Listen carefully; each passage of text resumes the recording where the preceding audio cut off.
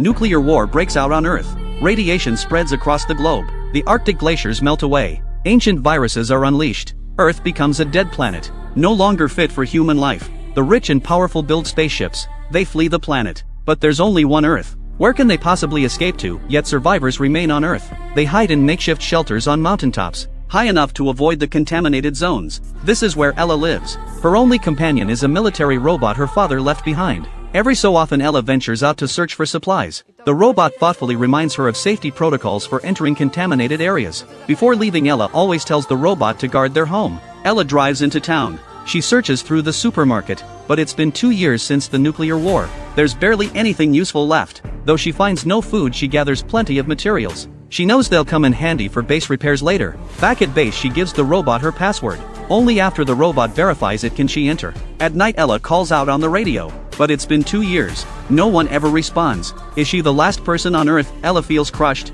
but life must go on. At least she has the robot for company. It makes her feel less alone. She thought life would continue this way forever. But one day, while working on base repairs, Ella accidentally steps outside the safe zone. When she returns, the robot demands her password. Ella impatiently gives the password, but the robot rejects it. Ella repeats the password. Still wrong. The robot immediately activates defense mode. Only then does Ella remember. The password is dynamic.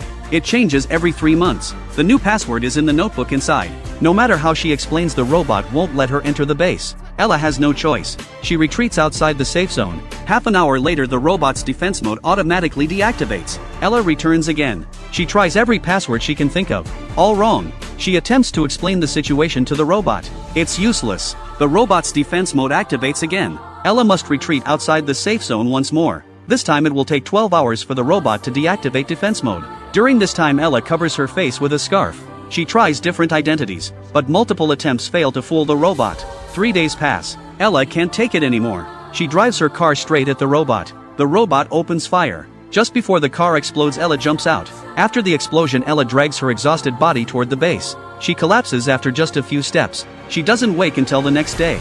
Soon the robot appears before her again. Ella has no strength left to fight it. She tries asking the robot for water. Still useless. Ella loses all hope. Time passes. During a patrol, the robot discovers Ella has stopped breathing.